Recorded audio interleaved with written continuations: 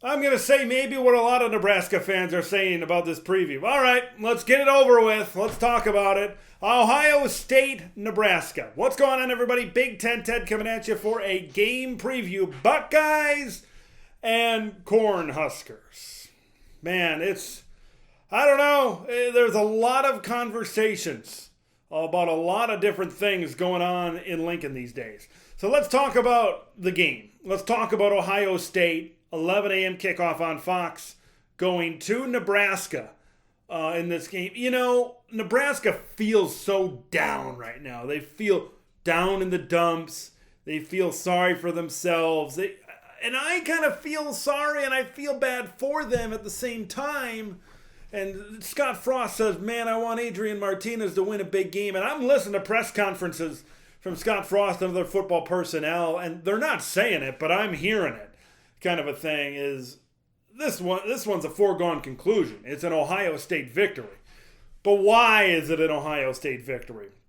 That offense is amazing right now in Ohio State. Now Penn State's defense showed that this Ohio State offense is human, and there's ways that you can slow them down. Can Nebraska execute those ways? I don't think so. I don't think Penn State was very good at both corner spots.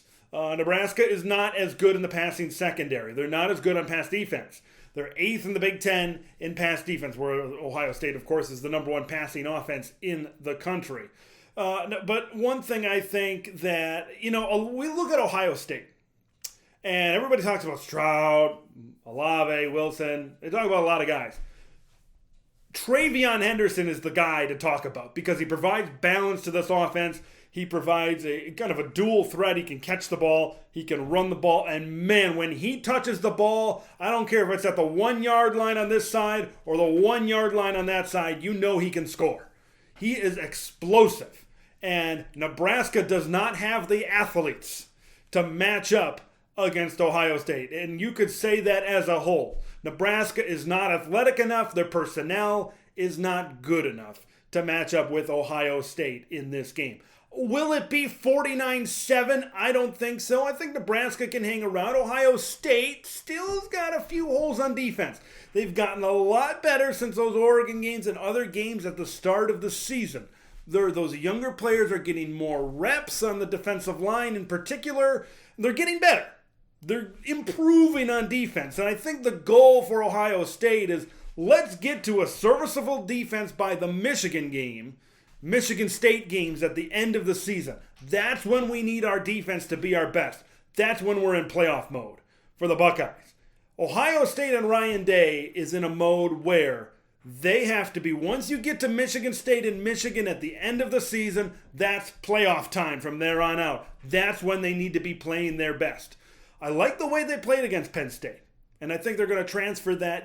They needed a battle of some kind. They were putting 50 and 60 points on teams. They needed a battle. They needed some pushback from somebody, and they got that from Penn State. Maybe they'll get it in a quarter from Nebraska in this one. But we're talking about the Huskers. Let's kind of switch gears towards them right now. 3-6 in all of these one-score losses. Are you close? Yeah, but the proof is in the pudding. You're 3-6. I don't care which way you slice it.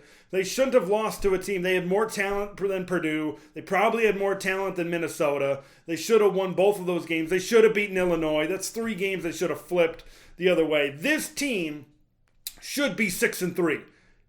They should be 7-2. The Michigan State, you keep on going.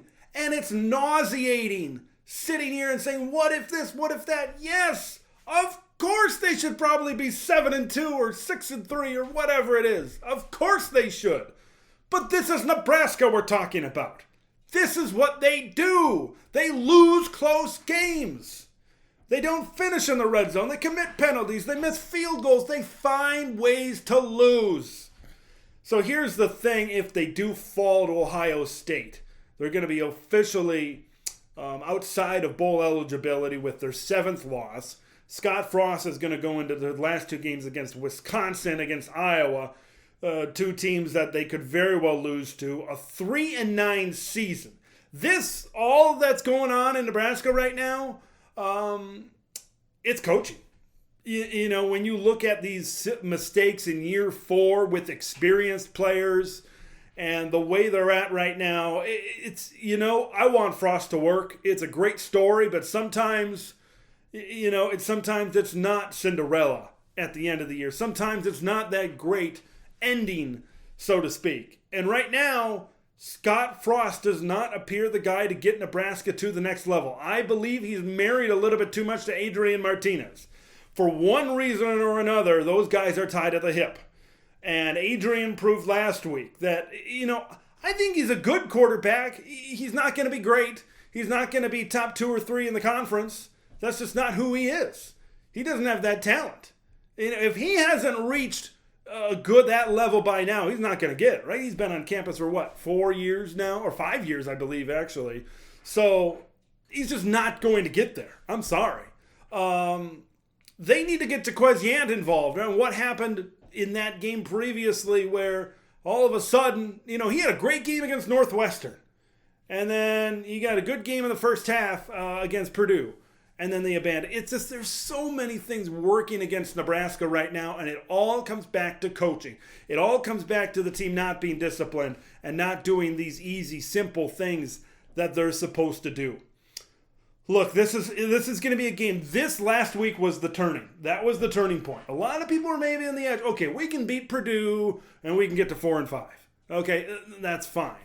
But now, after the loss to Purdue and the way they lost it with Adrian turning the football over that many times, you might hear boo birds. If Ohio State's defense really stifles Nebraska and they're down 21-0, 24-0 pretty early, you're going to hear it. These Nebraska fans are getting frustrated. And a lot of them want Scott Frost gone. And you're going to hear it. Third quarter, fourth quarter, if it's a 3-score, 4-score game, these Nebraska fans will be vocal. And I'm just interested. Ohio State's going to win, and I think they're going to win it by a lot. But I want to hear that dynamic. Are the Nebraska fans going to be vocal? Is the sellout streak going to continue? They're like, we're out of it. Our team sucks.